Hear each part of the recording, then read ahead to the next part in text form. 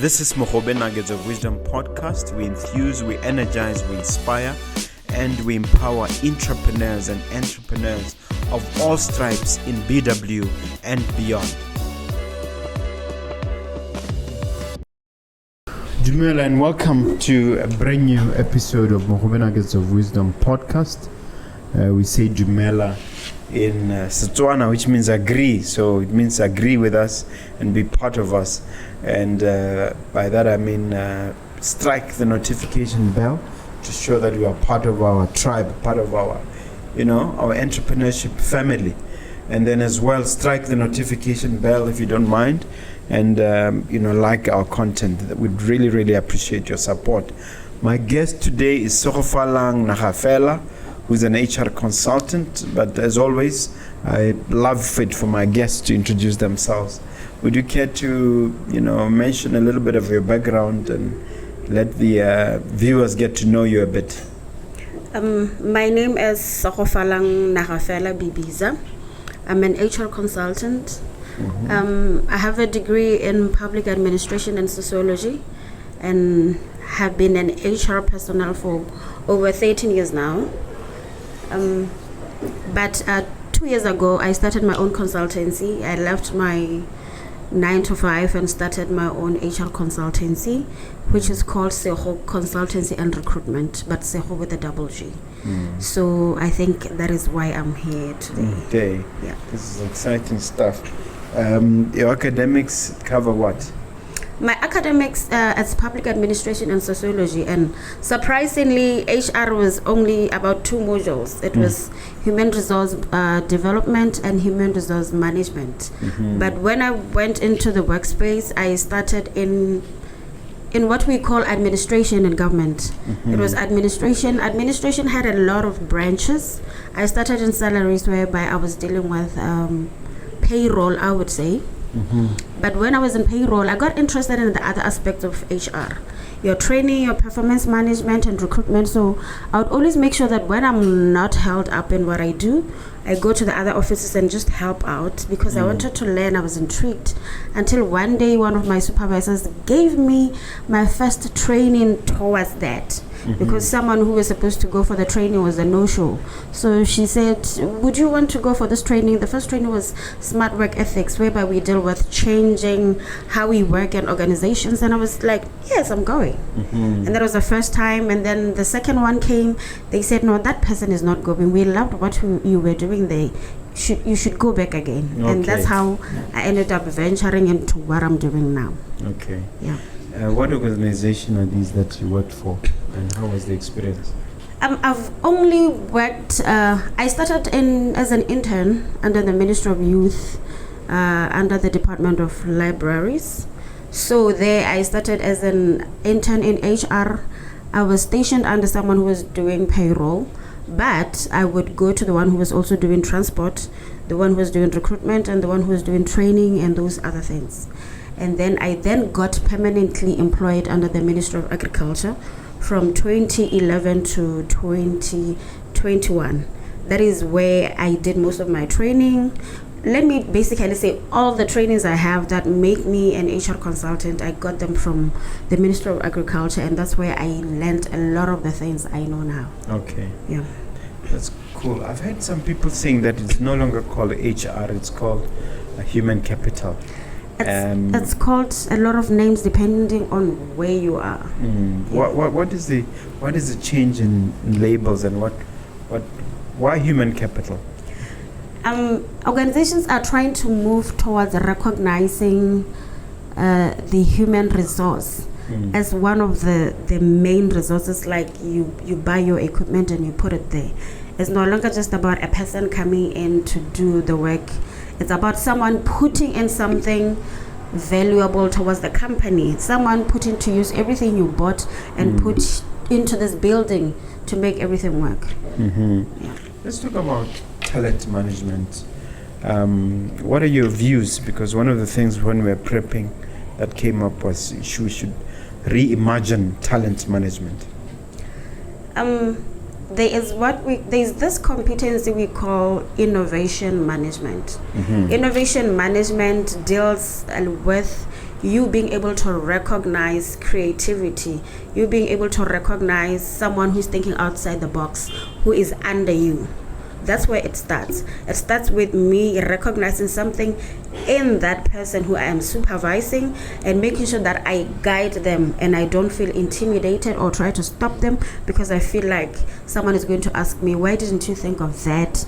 And this little child thought of it before you.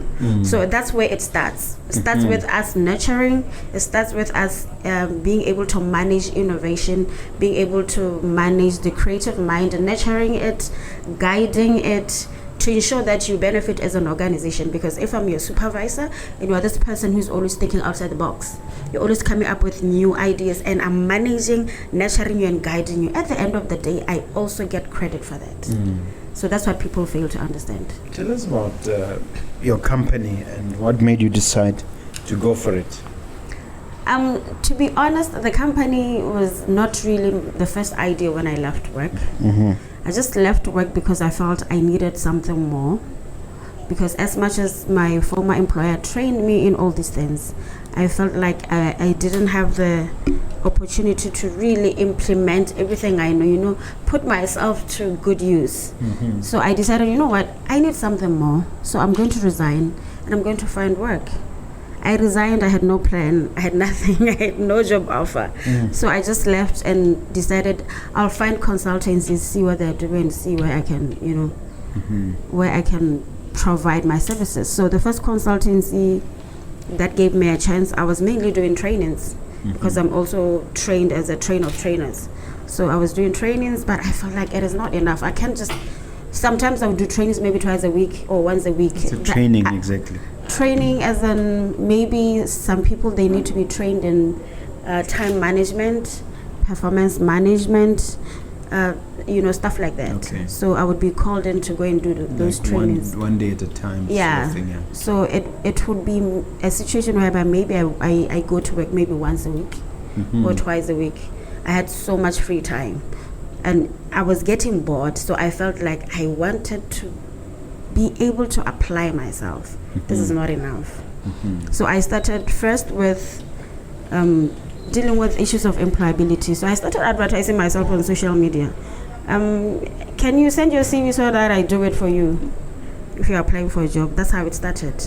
Someone would send a CV, someone would send a CV. Tomorrow someone would say, hey, that CV, I got called for an interview for the first time in my life.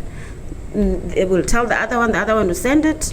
Same story, until then I expanded into now preparing them for interviews, because I'm also trained in competency framework.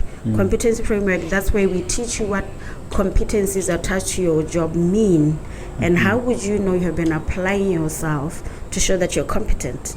So then I went into doing those sessions. So people, we would do sessions, someone will call tomorrow, I got the job. So it started growing. As it started growing, companies would call me, those people you always help, don't you have a CV of someone who has accounting? I need to hire someone ASAP. Fast, yeah. I don't have time to advertise, whatnot. And that's when I started creating a database from every person whose CV I've done. I enter you into a database. If your company calls, they need someone of your credentials, I just pull and then give them. And then that's how it started until I got so busy. I then registered it as a company, and then I got a few assistants. What's the name of the company? Seggo Consultancy and Recruitment. Okay. Yeah. Based here in Gaborone. Yes. Okay. Now you mentioned CVs. Where are people getting it wrong when it comes to preparing their CVs? I think the one thing that has been very hard to teach people is that a CV is not artwork. It's an official document. It is your advert to companies hiring you. So it needs to be as formal as possible. It needs to be as simple as possible, because not every person who sits by the hiring table as someone who's an HR personnel. Some people are sitting there because he is the owner of the company. But maybe not for you. Maybe someone is an engineer. He's sitting there because he wants to see who is being hired. He's going to make decisions about you. So if you write a very complicated CV, how do you expect someone who owns the company, who is not an HR personnel, understand what you are trying to say? So that has been something that we are trying to teach people. Make it simple. Make it as simple as possible. Some companies are using ATS. What's that? Automated. As you put someone's CV in the computer, and then it picks like the keywords from the advert they had put out.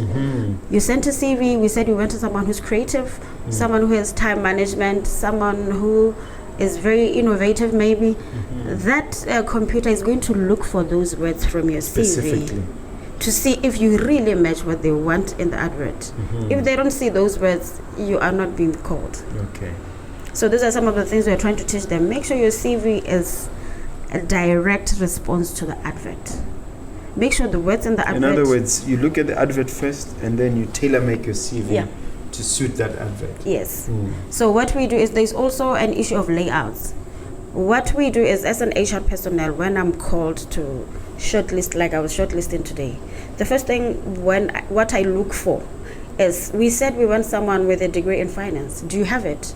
I need to find it at the top, somewhere at the top, before we go down. I said I need someone with 5 years of work experience. Do you have those? So I always tell people, make sure your names are there, your qualifications are at the top, and then what we call a professional bio, something that is summarizing who you are, the years of experience and everything, is also part of what's at the top, because that's what I'm going to be looking at before I go into the nitty-gritties in your CV, to see that is your CV is worth being looked into detail. All right. Yeah. There's also an issue of psychological safety, and I know that there are specialists who deal specifically with that. I want to talk about that. How would you find psychological safety? As you mean for employees? Yes. It's one of the things I've talked about when I started this, because I'm one person who has had issues with that where I worked. It wasn't because of the organization. The organization was perfect. It was good to me, but sometimes you'll find a certain individual who is doing such things. And it's one of the things that even when let's define what it is. What is psychological safety? You know, if you want to get the best out of your employee, make sure that mentally they are okay, especially when they come to the workplace, because this is where we spend most of our time. So I need to make sure mentally you're okay. Mentally you're okay. No one should be bullying another person. No one should be, because we have supervisors that would not give you chances that you deserve. You'll know, I deserve this chance. I'm supposed to go for training in India and someone refuses. You know that I deserve to be sitting at that table because I have these ideas I'm supposed to present. And because someone feels your ideas are better than theirs, they refuse. You're supposed to get promoted. Someone makes sure you don't get promoted. Someone, instead of telling you good job, they take credit, and the only time they say something to you is when you have done something wrong. Those are some of the things that are driving So it people affects you psychologically? It does. It does. So you don't feel safe?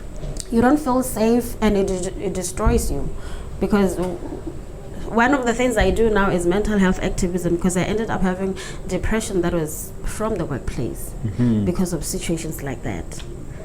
Right now I'm a mental health activist because of what happened at work at the hands of someone that the ministry had trusted to manage my talent, to make sure they nurture me. Yeah, so that's basically the things that are happening. Instead, they did the opposite. No, but I would say the organization tried their best. I don't blame them, because there's bureaucracy and red tape and whatnot. I was at a different location. So what happened was my doctor and my psychologist, they wrote like those letters to them telling them what is happening, because that was the time I wanted to resign that time because of the issue. And then they wrote to them, and then they managed to transfer me away from the person, gave me someone who understood what I'm going through, so that she sees through that. Was it some kind of sexual harassment? No, it wasn't. It was just an issue of failing to manage, I would say, innovation and creativity, whereby someone would say, because I'm above you, I shouldn't see you outshining me. It wasn't even an issue of outshining. I just like challenging myself. So what would they do? They would keep criticizing you? Criticizing me, and then when I'm supposed to come for certain trainings, they would refuse. I would see letters and files that I was supposed to go for trainings that I was never told about. I would maybe get sick, I would come back, I would be told I'm not sick, I'm protected. It was just a lot of things. Almost like bullying, isn't it? There was a lot of bullying, like literally, because even when you report to the next person, you'd find the next person is friends with this one, so they're going to protect them. So since you opened your own operation, what do you think are the most pressing issues when it comes to improving well-being? One of the things I've seen, because most of my clients are small, are SMMEs. People are running companies without contracts. Someone will get hired by word of mouth. How do you expect someone like that to thrive and to come to work and be confident, knowing what, because everyone deserves to plan. You need to plan for the next 6 months, you need to plan for the next year. So you come to work every day, you don't know if the job is ending today or tomorrow. So that has been one of the biggest things that I've seen. The other ones have been your HR policies. Companies are running without HR policies. You are running your company without an HR policy. Tomorrow you want to hold someone accountable for something you say they did that is against company policy, but you have never told them what the company policy is. But because now it's your business, you are literally going to bully them or just dismiss them as you wish. And most of these people, because they don't want to be blacklisted, because most small company owners are friends with each other, they don't even take you to labor, even if they have to. But that's one of the things that we are seeing. Companies are running without proper policies. People are not signing contracts, and people are not being paid what they were promised. They will say, I will pay you 4,000 during the interview. When you start, they say something else. They start you at 2.5. You have been unemployed for a year. You can't even say no, even though you see that this is not right. So these are some of the ER issues I've been dealing with since I started. And how do you normally address them? Do you confront the employer? Most of the time, because I'm not really an arbitrator, I just advise the employee. These are the steps you should take. You can call this person. You can go to the labor office. These are the rights that you have. So don't fight them on a personal level. Just do this professionally. Don't insult anyone at the office, but write this letter. Follow it up with this letter. If they are not doing anything, take this letter, go to labor or go to that person, or maybe go to your union. All right. Yeah. We talk of wanting to build the right culture. Yeah. Is that really practical? What is right to you may not be right to somebody else. What is the right culture? I think, like you say, it is not a one size fits all, but there are things that are going to be common across board. So those are some of the things we need to try working on, because organizational culture is not just about your specific organization. It's just about how human beings who work together should be treating each other, should be working together to make sure that they get the best out of each other. So that's basically what it means. What are you doing if I'm your employee? That makes me thrive when I'm here. That makes me want to do more for you without even wanting more money. Because some of the reasons why people are always demanding overtime, demanding this, the culture is not supportive to how much they put out there for the companies. So, are you able to give an example without specifying names of what you did to create the right culture, how you intervened or assisted an organization or a client? Okay. I once had a client that felt like he was having issues with his employees. They were not listening to him. They were doing this and that. They were not working according to how he wanted. The only problem was this company is creative based. A creative based company, it shouldn't be, you can't run it like a full corporate company. Creatives, there's a way they work, and a person in an office with files, with minutes, with to-do lists, they work differently. So there's what we call smart work ethics. Smart work ethics is a training we did at BNPC that was done based on the findings about the ethics of the work culture in Botswana. So part of what we were taught there was understanding different people. They say there's an orange person, there's a gold person, there's a blue person, there's a green person. So you need to understand all these people, how they work, how you can utilize them to make sure you get the best out of them. I'll give you an example. An orange person is a very playful person, but they are very creative. The only thing is, an orange person only delivers when they are working under pressure. A gold person, the moment you give them an assignment, they start working on it. And when they meet problems that are beyond what the scope or the values of the company or how they are told they should work, they do tools down. They don't like thinking outside the box because they don't want to break any laws. But an orange person will push boundaries even if they hit a snag. And then there's a green person. A green person will want to work, do everything research, but they want to do it alone. They don't want to be bothered because they don't believe in being dragged back. They don't want a situation where someone is slow. And then there's a blue person. The blue person loves working with people. So I told him, these are the things you need to pay attention to. And these multicolored people are here in Botswana? They are here, they're in your company. Just see who is what color, how can you utilize their character. Some of them are irritating to you, but they can work for you.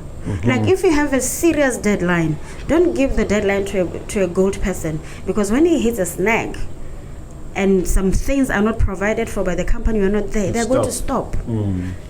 Situations like that, give an orange person. An orange person will find ways to do that, even if they risk, doing things you have not agreed with them. So those are some of the things we tell them. You need to learn people.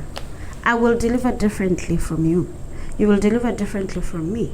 We might have the same qualifications, we might work in the same office, but understand my strengths, understand the other person's strengths. So how do you go about teaching employers and HR departments to be aware of these things?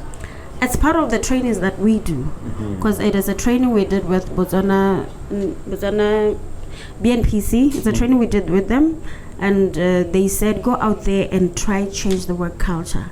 That's why they call it a smart work ethics. So we encourage companies to call us so that we do this training, and we want to do it with everyone, the superiors, the middle management, and the lower level people in the company. They all have to be in one room. Sometimes, because some of them are intimidated by the management, what we do is we advise the management to do it separately. Those ones, they do it separately, because you mix the higher management with the lower level. Those ones are not going to participate, they're not going to be honest, they're not going to open up. So what we encourage is, let what we call baholo do this alone, let those ones do it alone. But we make sure we deliver the same content, so that by the time now they meet, they all have the same understanding. Well, in times of uncertainty, what is the thing you want to highlight about leadership or leading during these uncertain times? One thing about being a leader is you are responsible for a lot of people's well-being. That's the first thing you need to understand. You are responsible for a lot of people's well-being. Being a boss is not going to work. You need to be a leader. You need to have a bit of empathy. Understand that a lot of people are on the edge. What's the difference between a boss and a leader? A boss tells you. They don't listen to you. They don't ask you. They don't ask for your contribution. They don't even know they don't even ask you what you think, what you feel. No, they come, they give commands, they leave. Whether their command is working or not, it's up to you. You should make it work. But a leader is someone who will talk to you. They will say, this is what I'm thinking. What do you think? Can we do it this way? Will you be able to do it this way? How can I help you achieve what I told you to do? You don't just give someone work and then say, see what to do. I want to have it by 5 o'clock. Because when you do that, you're going to have a lot of people on the edge. People are scared of losing their jobs now. Especially after what happened with the pandemic, there's just this new reality. People know I can wake up today and find that I don't have a job. I can wake up today and I find that my company is closing. So people are scared. People are so scared. So good leaders, how do they handle it? Good leaders should make sure that they understand their vision, understand where you are going. Make sure if you come and you have a strategy for something, make sure everyone, even at the bottom, they understand what you are trying to do, what you are trying to achieve, how much you need them, and if someone is not going to be involved in that project, make sure they understand why. Because some people will say, oh, he did not involve me in this project. Maybe they're kicking me out soon. So it's one of the biggest things that I've seen. People are worried about losing their jobs nowadays. They're even scared to speak. So they're not even going to ask you, why didn't you call me to come and help you? Like, the HR field is transforming. You hinted on this when we started talking. What are the key transformation features that you notice? I would say one of the biggest things that happened since COVID is what we called blind recruitment. Blind recruitment is whereby I can hire you when you are in Nigeria and have never met you. Even though the pandemic started this because people were trying to avoid being in contact, it was discovered that it decreased a lot of bias when hiring. Some of the bias is intentional. Some of it, you do it unconsciously. So some people have lost talent because they had biases they didn't even notice they had. Maybe I would walk in, I'm dressed in a certain way. In the back of your mind, there's a way you wanted me to dress. I don't know how you wanted me to dress. I dressed the best way I could. There's another person who dressed the way you want. They didn't know, but somehow they did. You are going to favor that person unconsciously and not favor the other person. Those are just small examples. Some other people will literally favor the other person. I'll give you an example. Beginning of this year, I was hiring for a company, and there was this lady who was wearing beads. Beads, yes. Yeah, which showed that she's a practicing Sangoma. Someone would look at that person and say, I will not hire this person in my company, despite the fact that they may be talented. And one of the conversations we had with the managing director was that, did you see that she has a different religion? I understand you are a Christian. I hope you don't have an issue with this. And he said, no, I don't have an issue. It's her religion. What I want is her mind. And it was so impressive. But I know some people would have said, I'm a Christian. Well, the fear is that she might want to practice at work, the Sangoma thing. Some people will say she's going to bewitch us, and they will not hire you.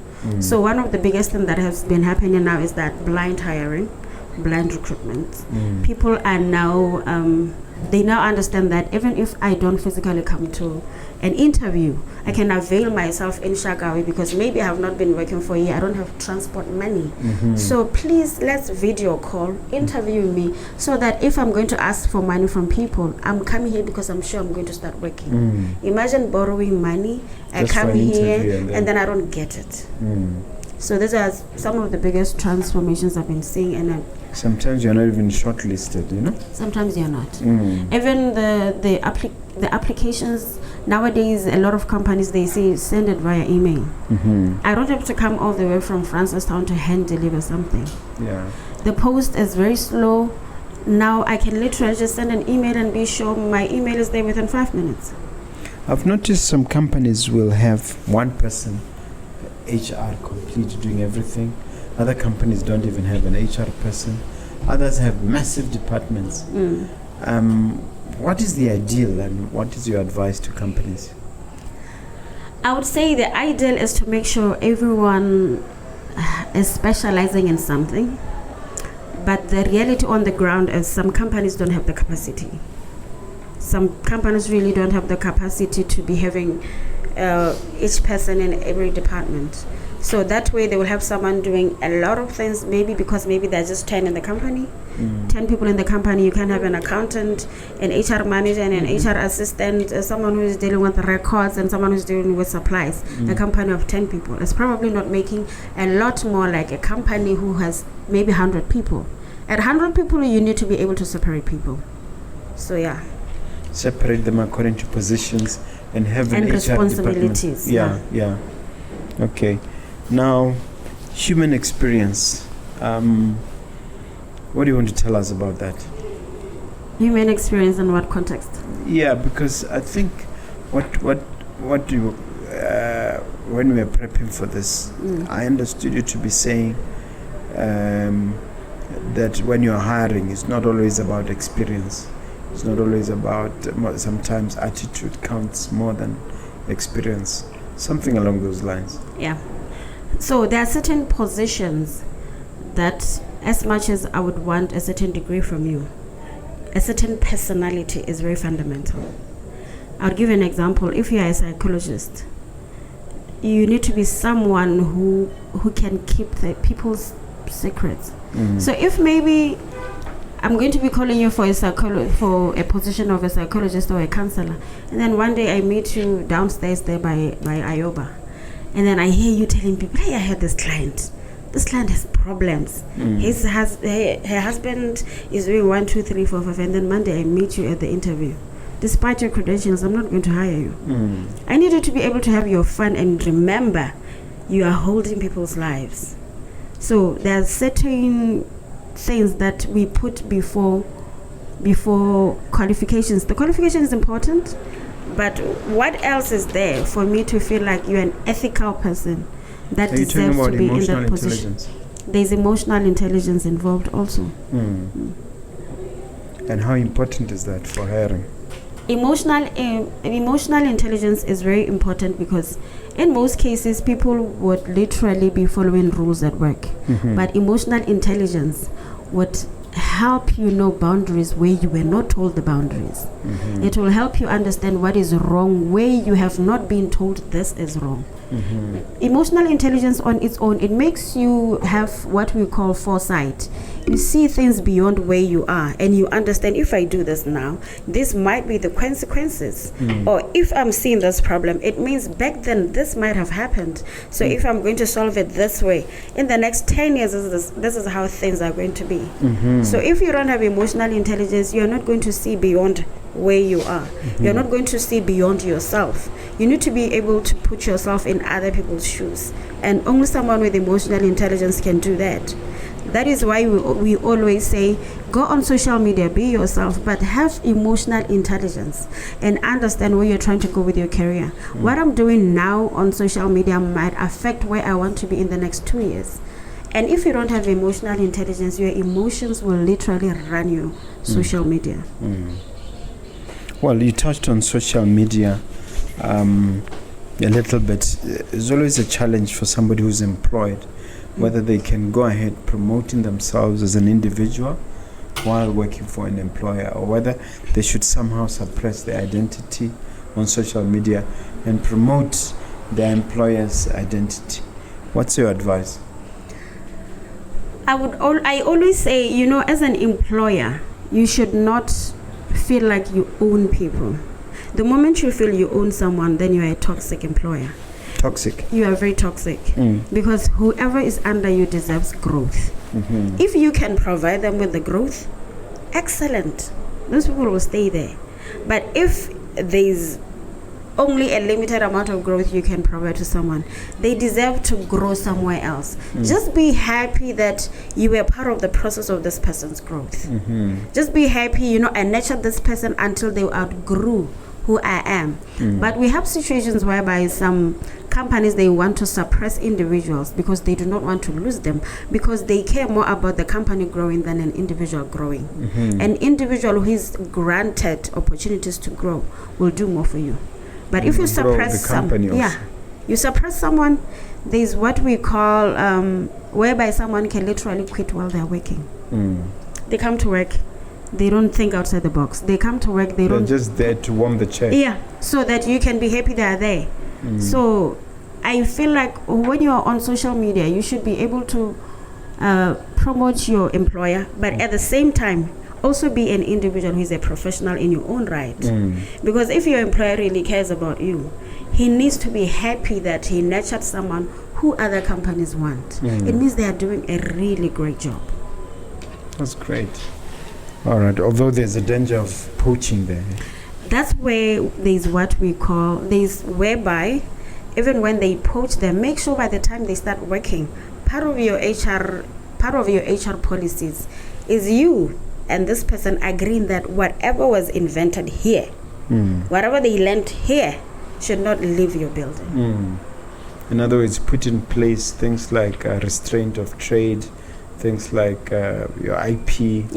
Should be okay. They should be there. That way, that person knows they are liable if anything goes to that place through them. Talk to me about people analytics. What is that? People analytics. It's basically, I think it's related to what we were talking about. The colors. Yeah. But sometimes it's not just about the behavior, it's also about the strengths. Who is strong where, who is not strong where. Let's say, for example, if I have a project and the project requires me to have someone who is working behind the scenes, let's say someone who's doing IT, and then I need to be having someone who can be doing presentations. I need to make sure part of the team is consisting of those people. Do I have someone who is not scared of speaking before like big people? We call it comfort around higher management. Do I have one of those supervisees who would not be able, who is not going to be scared to stand before the president and make a presentation? Let me make sure that person is there. Even if there's someone higher than her who maybe should be responsible for that, but the fact that she can speak, let her go ahead. And then let me make sure behind the scenes I have this IT guy who is so focused, who does not come into the computer and play games or start trading forex. So it's all about that. It's all about the strengths they have, how they are going to complement one another when you give them projects, and also about the attitudes and the behaviors. Yes. You mentioned about somebody playing forex during working hours. Isn't there a special challenge here for employers nowadays in making sure that the time between 8 and 5 is used productively? And in that regard, what systems would you suggest be put in place to make sure people don't spend hours and hours on Facebook and on social media? One of the realities of these issues is someone can come from at 7:30, leave at 4:30, and they have not done nothing. They are there because you told them you need to see them there. So what we should be moving towards as results. That's what you should want from someone. You said, I gave you this, I need it by 1 o'clock. Make sure every day you have targets. You have what someone should be doing on that day, and make sure they deliver. Because whether you like it or not, someone is going to finish what you gave them at 1 o'clock. What do you expect them to be doing after that? Unless it's a situation whereby it's an office whereby someone always has something to do. But there are offices whereby when you are done with this, you are done. There's nothing to do. I would give you an example. I used to work at the Ministry of Finance. I was seconded there. There were these 2 weeks whereby we were so busy, doing the payments, the overtimes, the acting allowances, and everything. When the payroll runs, after we do all the payments, we could go for 2 weeks and we had nothing to do, because all the work we were doing is what we were getting from our mother ministries.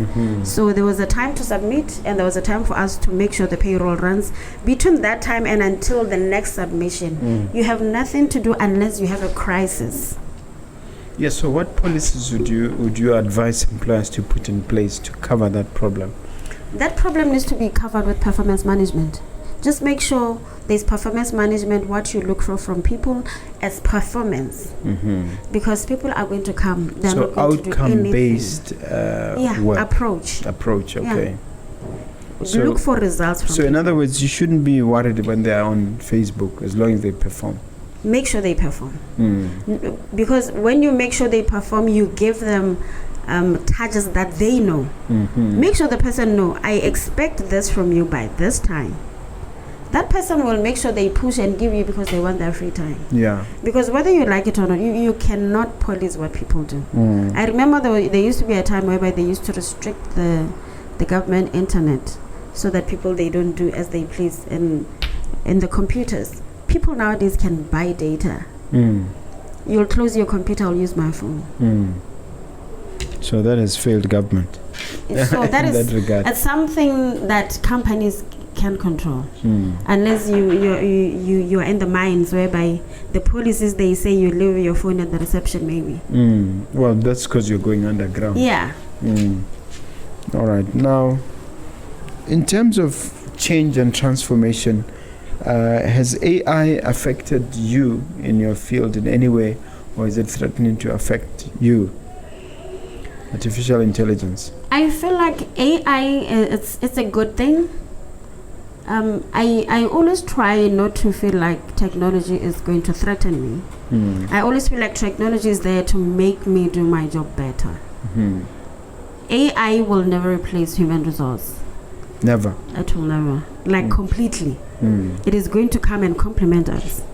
So AI is going to be there. It is going to improve how I do things. Like in my own field, I don't know about other fields, but in my field, I feel like I'm safe as there to help me do things better. This is why now we have people who are using ATS. Instead of going through your CVs manually, you put there's where you run them and then it selects for you so that you only have a few people that you're going to call for interviews without going through those CVs manually. So you see that it is making someone's job easier. It is making sure that they use their time effectively and efficiently. You're not going to spend a lot of your time shortlisting through 1,000 people. So it makes you more efficient. It makes you more efficient. Like in my field, I don't know about other fields. Yeah. So tell me about the setup at your company. How many trainers? How does it look like? My company initially started with just me because I was just trying things out. I didn't know where I was going or what I was doing, but I met a lady called April. She's a brand strategist. We met through social media. She just saw what I was doing through social media. She said, can I come and buy coffee for you? We met and she said, I see something here. Can I help you put it in the right perspective? Because as long as you do that, you're going to see why you need people. And when you need other people, you will know who to give what, who not to give what, and what you should remain doing. So we did that, and then I started with one assistant who I gave some. So she structured the office? Sir? She gave you structure? Not structure of the office, but structured what I was trying to do, the business. Oh, okay. Yeah, because that way then I would easily know who to give what, who I need, who I don't need. Like things like separating my work phone from because at first I was just using my phone. Separating emails, having a website, having everything that I have now. So I started with one assistant and then I got the second one. But along the way, I kept losing the others because they would send CVs and tell people they work for me and they will take them. And I was happy because it meant I was producing. I was producing people who were worth being poached from me. So currently I have 2 and I have 1 who comes in when we have a lot of work. So most of what they do now, they help with the CV part of things.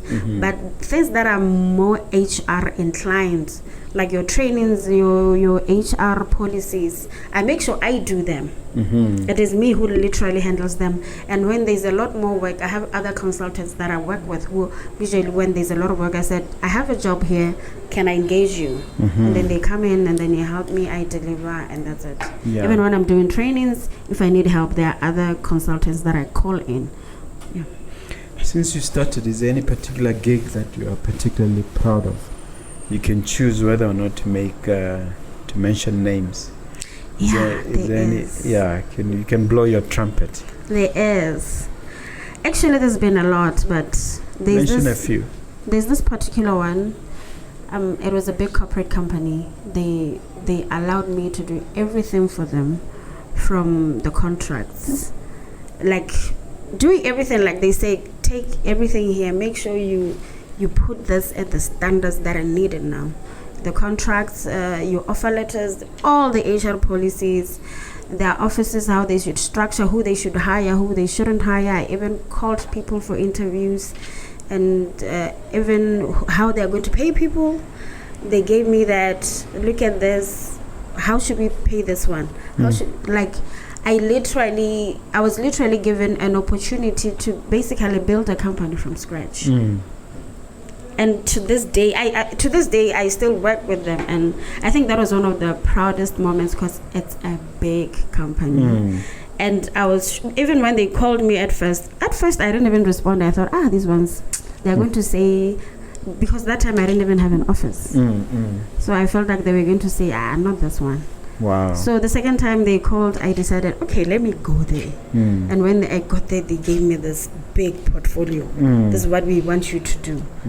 And to this day, I look back and I'm very grateful because it gave me so much exposure to a lot of things. And they challenged me to think outside the box, such that now when I do the same things for other companies, I do it at ease.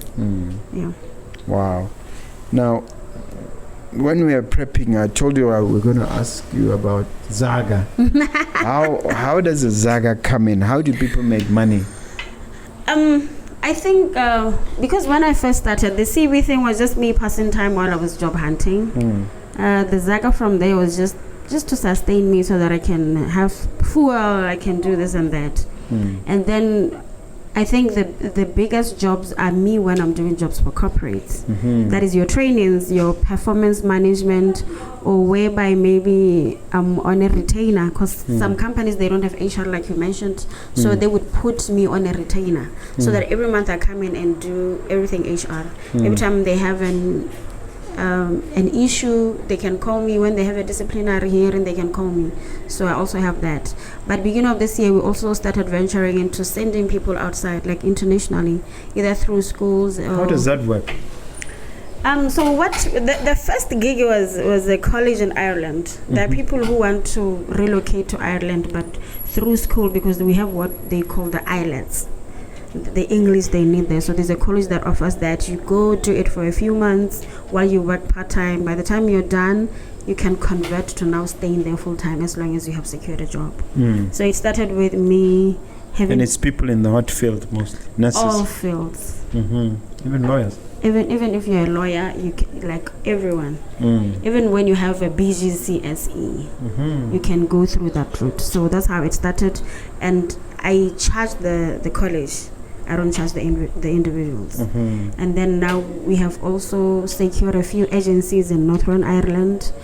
We are working on another one in UK. The ones that literally need people from us, saying, we have these jobs. We want to sponsor these people to come to the country and come and work. Can you facilitate it from that side? So that is where some of the money is going to come from. I thought we need people to come into the country out of the diaspora. When you're sending them the other way? Because there are no jobs here. Since COVID, there are no jobs. Some jobs are there, but the money is... The pay is very minimal, and I don't blame companies. I understand what has been happening economically. So opportunities are outside there. We should try everything we can try. I always say that it's well and good working overseas, but when you come back, you always find your peers have gone further. They've covered land, they've developed. Catching up is not easy. Yeah, I know, but there are people who are literally willing. They're willing to risk everything because there's nothing happening for them here. Yeah. Winning by DEI. Can you educate me what that means? Winning by DEI. DEI. How do I expand that word? I've forgotten. You've forgotten what it means. No, okay. You know, whereby you get used to, like, for example, I am so used to saying ATS. And then in the spare of the moment, then I forget how to expand it. Yeah, it's something like that. So DEI could be something to do with the style of management or winning. DEI, it's a combination of things. How do I put this? It's a combination of a lot of things we actually talked about. Like how you deal with people, how people deal with each other, how you manage people, how you make sure everyone is okay, how you recruit. Just it's a whole lot of skill sets. It's a whole lot of changes that have been put in place to ensure that we don't do things in a traditional way. Yeah. Because the traditional way has a lot of red tapes. There's a lot of bureaucracy. It delays. It's okay. You will think you're winning, but you'll realize you could have been winning more when you make changes. All right. Who are your mentors and your heroes? In the HR space. Or any space. In business. I would say in the HR space, you know, the first person who sent me to my first training, her name is Tapoma Fule. She was my supervisor. And then the other trainings, there was a man called Theophilus Melaiza. He's at Depswana now. He was heading the training section. That man also shaped who I am in big ways. Even to this day, we are still in contact. He still gets me jobs. He still guides me. Every time I hit a snag, and I still learn. I'm one person who believes in continuous learning. So every time I have a challenge, I call him. And then there's another man I met Surprisingly, when I took the ministry to court, I took them to labor because there was an HR issue I told them about. I said, you are not doing this right, and it's within my rights to take you somewhere because you're not doing this right. They refused, and then I took them to labor. So during one of the arbitrations, there was a man who was arbitrating. So I would be there, I had to state my case, they had to state their case. So there was us stating our cases. So I think a few months after my case was done and I was paid, I stumbled upon him on social media. And then we started talking. The first thing he told me was, you need to leave that place. I said, why? And then he said, I've handled a lot of cases and have never had someone at your level reasoning the way you were reasoning, especially when you were facing your superiors. And then he said, I want you to leave that place. I need you to try something else. Even to this day, when I'm called to deal with issues of employee relations anywhere and I hit a snag, I call him. Please, I have this situation and this is what I was thinking. Am I on the right track? He's still someone that I call all the time. So what do you say to young professionals out there who may be watching you about the importance of having a mentor and the importance of asking for help? I would say you can never stop learning. It does not matter how big you think you are. There's always something new you are going to learn. You'll find that I've worked for over 13 years. There's certain issues I've never handled, not because I don't know about them, but because they have never come to me. One day I'll meet something I've never dealt with. Fine, I'll think of the theoretical things I know, but then you'll wonder practically, how does this work? So you need to understand that you are going to continue learning all the time. Even when you are running your own company, you are 50 years, you are still going to learn from people you are supervising. You're still going to learn from people you hired. For example, when I started with the whole database, creating a database, I took a guy who just completed at BAC. He did his IT there. No, IT. I took him, he was helping me with the website. By the time we were done, I wanted to create this database. I had a way I wanted to create it. That boy taught me how to do it the way I did it now. And I allowed him to implement it the way he wanted to implement it. And I ended up hiring him full time. Not because he's an HR person, but because I realized there's so much I'm going to learn from him. I will teach him everything I want him to know, but I need him to use his skills here for me. So we must all remain teachable. We must all remain teachable. And also be prepared to learn from the young. Yeah. But and it's not a threat. Yes, that's why my podcast is run by the young ones. Yeah. There are certain buttons you don't know exist. They will teach you. There's a button here. You can press it. So. Yeah. All right. Let's talk a little bit about your long-term projections in terms of 10 years, 20 years, 30 years. What's a long-term game plan for you, for your brand, and for the company? One of the things I had told myself I really want to achieve is being able to go international, especially with job placements, because I know how the job market is.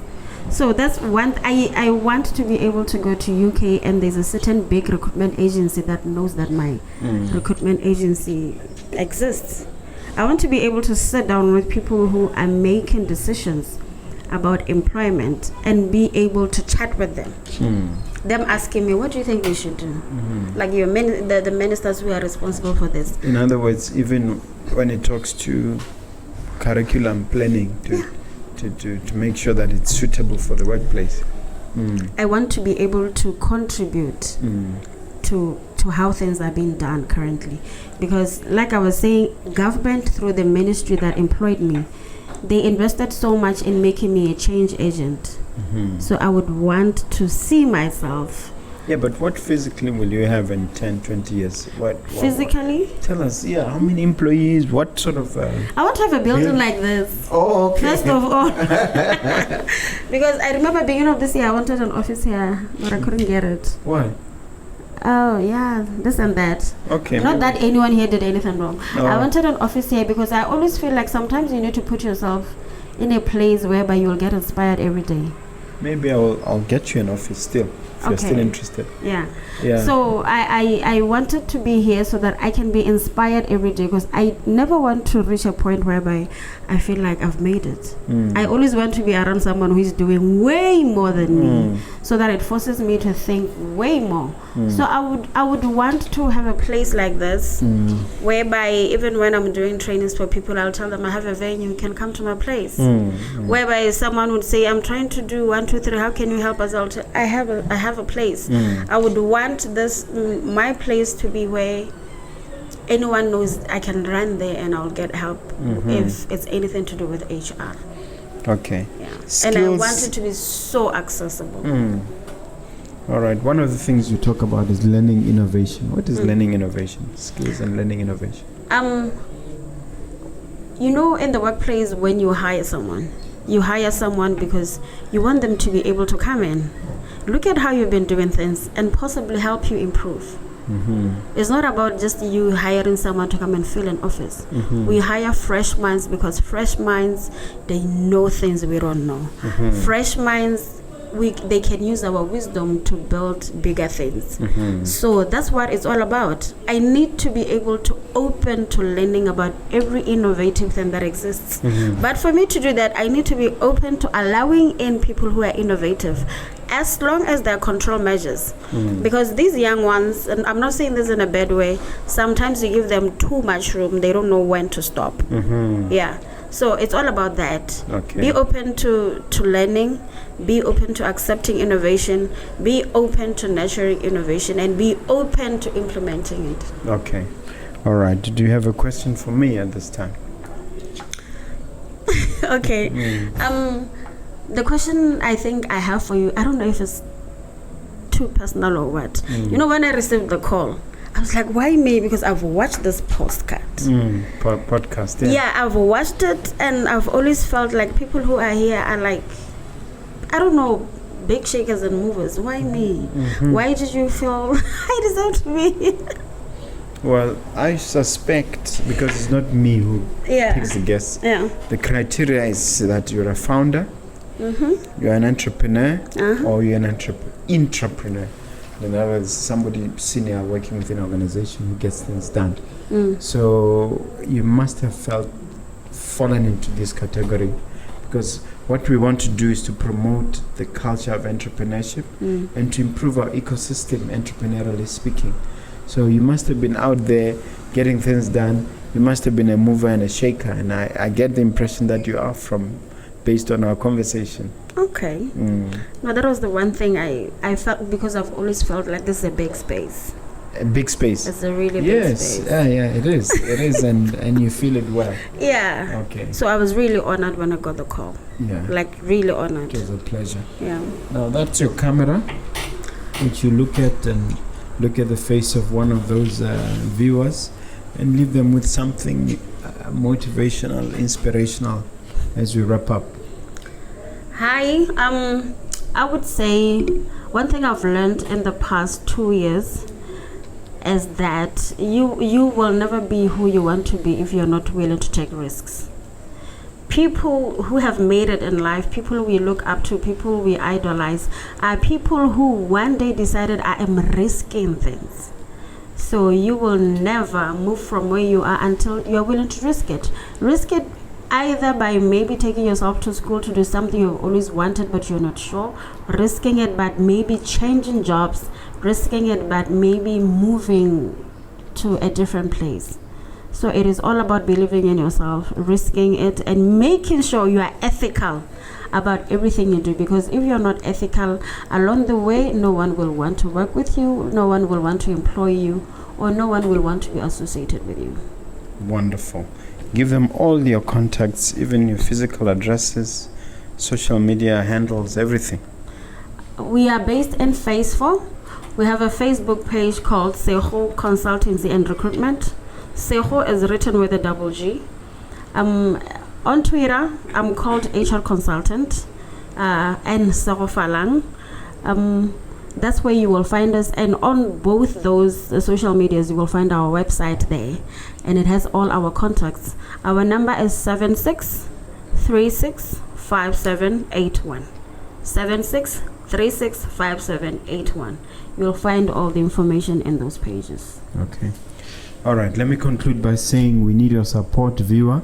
Please hit that notification bell. Like I requested, don't forget to subscribe. Just a small button there so that we can keep supporting us.